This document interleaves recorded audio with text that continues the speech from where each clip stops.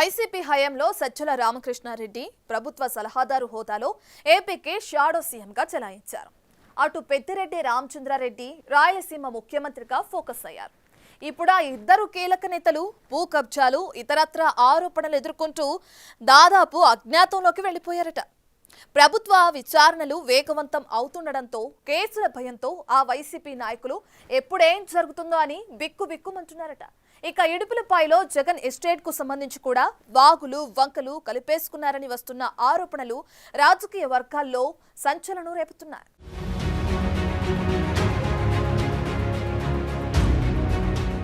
జగన్ 5 ఏళ్ల పాలనలో వేలాది ఎకరాల ప్రభుత్వ భూములను వైసీపీ నేతలు కబ్జా చేసేశారు. గత వైసీపీ ప్రభుత్వ హయాంలో అధికారాన్ని అడ్డం పెట్టుకుని రెవెన్యూ, రిజిస్ట్రేషన్ల శాఖల ద్వారా భూములను కైవసం చేసుకున్నారు. కొందరైతే నకిలీ పత్రాలు సృష్టించి తమ ఖాతాలో వేసుకున్నారు. ఉమ్మడి కడప జిల్లాలోని బద్వేలు నియోజకవర్గంలోని దాదాపు 2000 కోట్ల విలువైన భూములను కాజేశారనే ఆరోపణలు వెల్లువెత్తున్నాయి.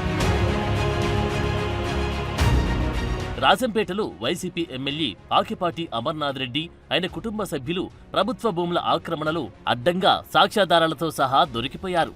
అక్కడ ఇంకా ఆకిపాటి కుటుంబ సభ్యుల్లో మరికొందరితో పాటు బినామీల పేరిట ప్రభుత్వ భూములున్నట్లు అధికారులు గుర్తించారు. వీటిని స్వాధీనం చేసుకునే దిశగా అడుగులు పడుతున్నాయి. జగన్ ప్రభుత్వ సలహాదారుగా నియమితులై సీఎం రేంజ్ లో చక్రం తిప్పిన సజ్జల రామకృష్ణారెడ్డి, మాజీ మంత్రి పెద్దిరెడ్డి రామచంద్రారెడ్డిలు ప్రభుత్వ భూముల్ని తమ సొంత జాగిరుల్లా మార్చుకున్నారన్న ఆరోపణలున్నాయి. రాయలసీమ సీఎంలా వ్యవహరించిన పెద్దిరెడ్డి భూ కబ్జాలపై ప్రస్తుతం విచారణలు తుది దశకు చేరుకున్నాయి. మదనపల్లి ఫైల్స్ దహనం కేసు పెద్దిరెడ్డి మెడకు గట్టిగానే చుట్టుకునే పరిస్థితి కనిపిస్తోంది. ప్రొఫెషనల్ పొలిటీషియన్ కాకపోయినా సజ్జల రామకృష్ణారెడ్డి ప్రభుత్వ సలహాదారు హోదాలు జగన్ అధికారంలో ఉన్నంత కాలం చేసిన పెత్తనం అంతా ఇంత కాదు. గత ప్రభుత్వంలో సజ్జలకి తెలియకుండా ఏం జరిగేది కాదంటే అతిశయోక్తి కాదు. జగన్ కైనా కొన్ని తెలుస్తాయో లేదో తెలియదు, కానీ సజ్జలకు తెలియకుండా రాష్ట్రంలో ఏ మూల ఏమి జరిగేది కాదంటారు. అందుకే సజ్జల కాస్త సకల శాఖ మంత్రి అనిపించుకున్నారు.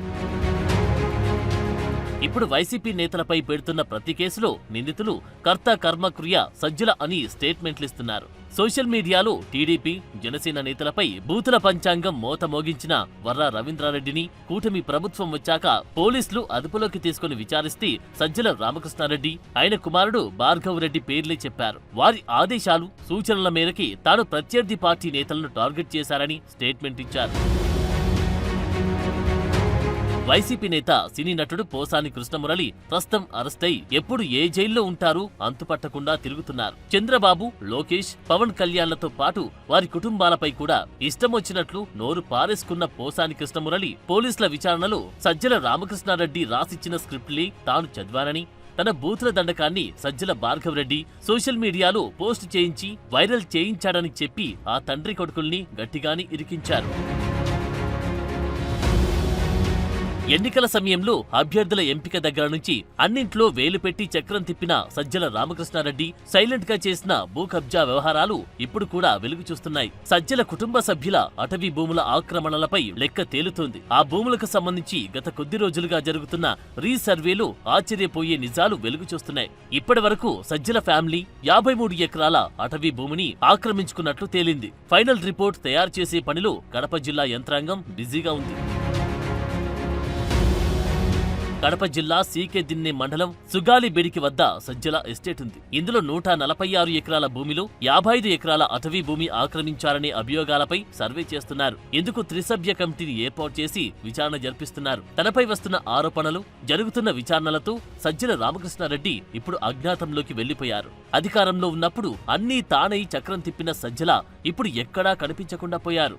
గతంలో ఏ సమస్యపైనా అయినా, ఏ శాఖకు సంబంధించి అయినా ప్రతిదీ సజ్జలే మాట్లాడేవారు. ఇప్పుడు సజ్జల తనపై వస్తున్న ఆరోపణలకు సంబంధించి కూడా నోరు విప్పడం లేదు. వైసీపీ నేతలపై పెడుతున్న కేసుల్లో ప్రతి నిందితుడు విచారణ సమయంలో సజ్జల పేరే చెప్పడం సంచలనంగా మారింది. సదరు వైసీపీ నేతలు తన పేరు వెల్లడించగానే సజ్జల కేసులు, అరెస్టు భయంతో హైకోర్టు తలుపు తడుతున్నారు. ఫలానా కేసులో తనను అరెస్టు చేసే అవకాశముందంటూ హైకోర్టులో ముందస్తు బెనిఫిటేషన్ దాఖలు చేస్తున్నారు. వైసీపీ ఓటమికి కారకుడు సజ్జలే అని పరాజయం తర్వాత పలువురు వైసీపీ నేతలు బహిరంగంగానే విమర్శించారు. ఇప్పుడు కేసులకు సంబంధించి కూడా సజ్జల పేరే ఫోకస్ అవుతుండడం హాట్ టాపిక్ గా మారింది. అది అలా ఉంటే ఇడుపులపాయలో జగన్ ఎస్టేట్ కి సంబంధించి కూడా ఆరోపణలు వెల్లువెత్తున్నాయి. ప్రభుత్వ భూములతో పాటు వాగులు, వంకలు కూడా ఇడుపులపాయ ఎస్టేట్లు కల్పేసుకున్నారన్న ఆరోపణలపై విచారణకు ప్రభుత్వం సిద్ధమవుతుందట. మొత్తానికి జగన్ పాలనలు, ఆయనతో పాటు ఆయన కోటరీ చేసిన దందాలు అందరినీ దిగ్భ్రాంతికి గురి చేస్తున్నాయి ఇప్పుడు.